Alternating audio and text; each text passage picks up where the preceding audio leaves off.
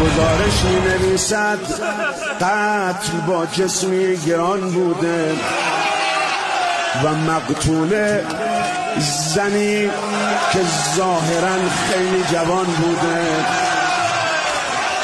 گزارش می نویسد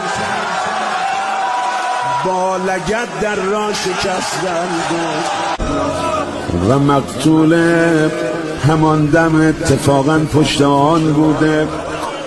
گزارش گریه کرده خط به خط از غربت شویش.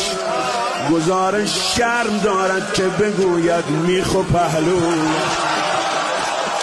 گزارش می نویسد زن که دست از در رها کرده.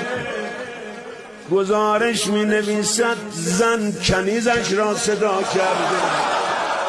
مرورش می کنم هر بار با اندوه از اول.